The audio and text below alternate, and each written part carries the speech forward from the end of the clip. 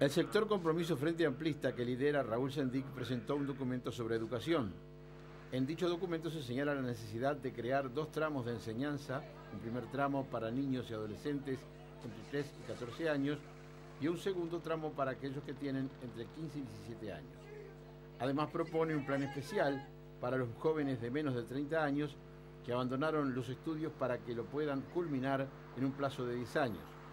Propone que el plan educativo sea ejecutado por instituciones públicas, privadas o actores sociales que reciban una cápita por joven que pueda acreditar efectivamente la culminación del ciclo bajo la supervisión de la Administración Nacional de Educación Pública. El documento, al que tuvo acceso InfoTNU, tiene una visión particularmente crítica sobre la realidad de la enseñanza media en nuestro país.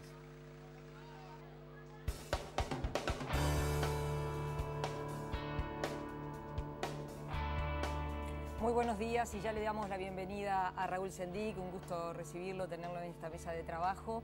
¿Ha empezado por allí la campaña a hablar de educación?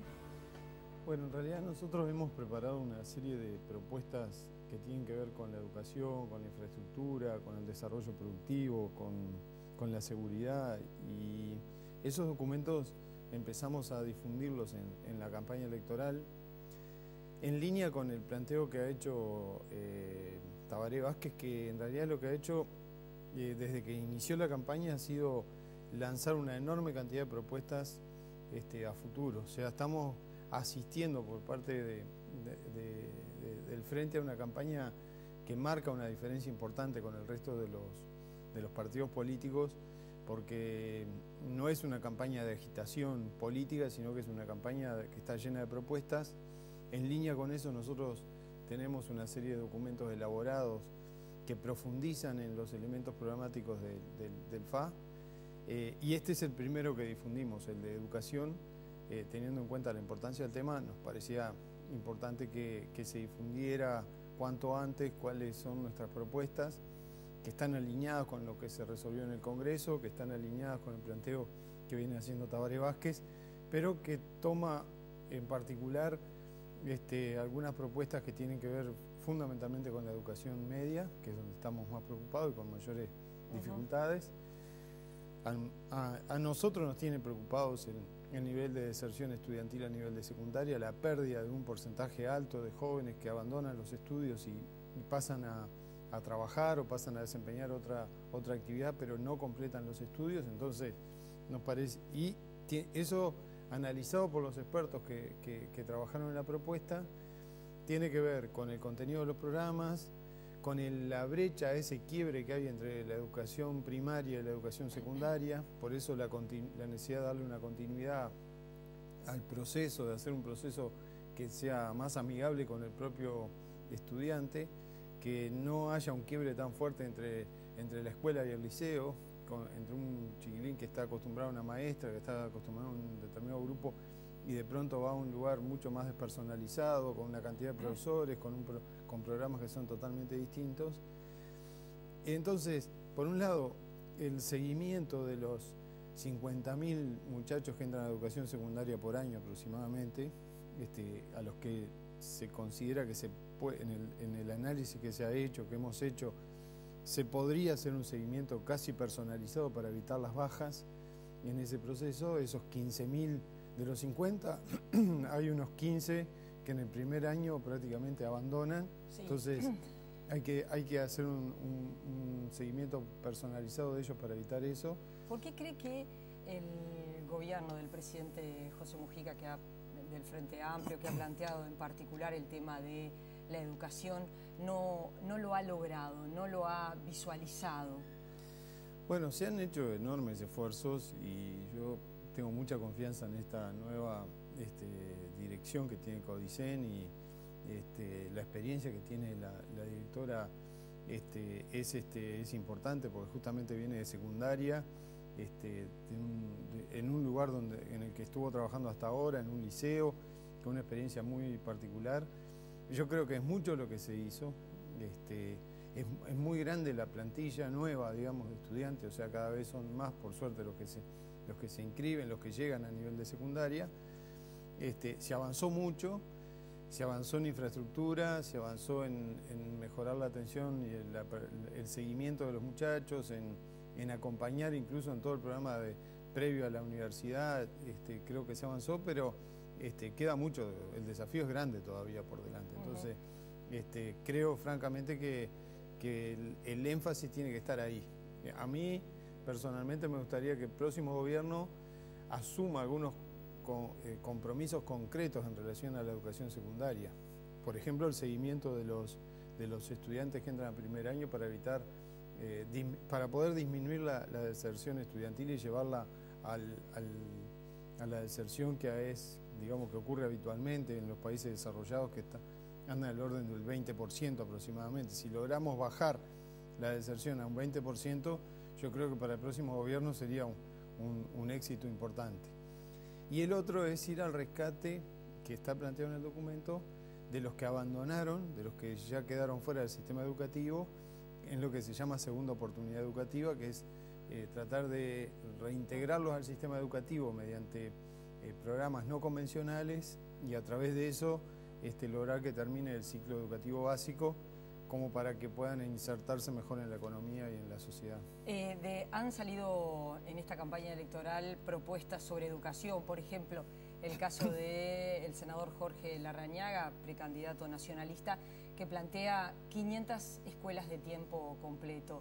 ¿Cómo ve usted esa propuesta? Bueno, yo estoy de acuerdo que hay que extender... En el periodo de 5 años. Yo creo que hay que extender las escuelas de tiempo completo.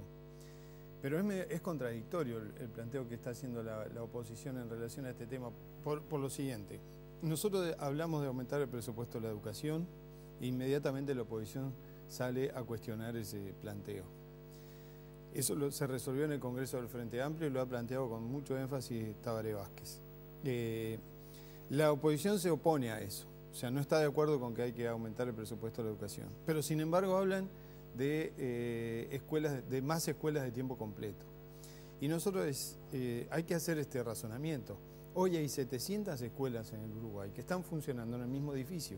Una escuela de mañana y otra escuela de tarde funcionan en el mismo edificio. Para extender las escuelas de tiempo, para poder hacer una escuela de tiempo completo que es de 8 de la mañana a 4 o 5 de la tarde, hay que construir un edificio. No podés poner la escuela abajo de los árboles en una plaza. La escuela hay que hacerla.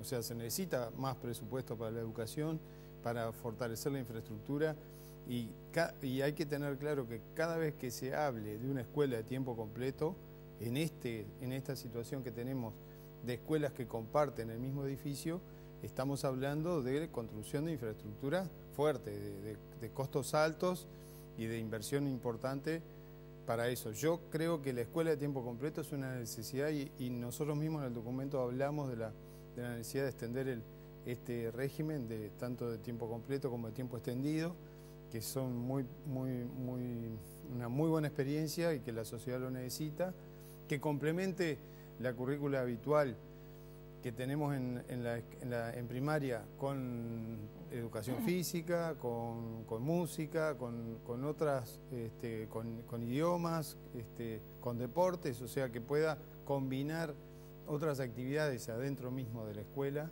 que creo que sería muy positivo, muy favorable cada vez más, pero necesita plata eso. Por ejemplo, el senador Pedro Bordaberry propone liceos públicos de gestión privada y algunos ejemplos puede ser el caso del liceo jubilar. ¿Cree que podría ser positivo hacer experiencia de liceos públicos con gestión privada? No creo que sea necesario. Me parece que es un tema absolutamente secundario, digamos. Es traer la ideología, digamos, y los esquemas que tiene Bordaberry a la educación entre lo público y lo privado. Yo creo que aquí de lo que se trata es... Aquí hay muy buena gestión de los liceos públicos, no es un problema de gestión lo que tenemos, acá hay una buena gestión de los liceos, lo que tenemos es un problema de contenido de los programas, que es lo que hay que resolver, una mayor cantidad de docentes que necesitamos, mayor infraestructura que precisamos, y un mayor compromiso de toda la sociedad con la educación, porque a veces cuando se habla de la educación parece que le estamos echando la culpa a los docentes de todos los problemas que tenemos, o a los gremios.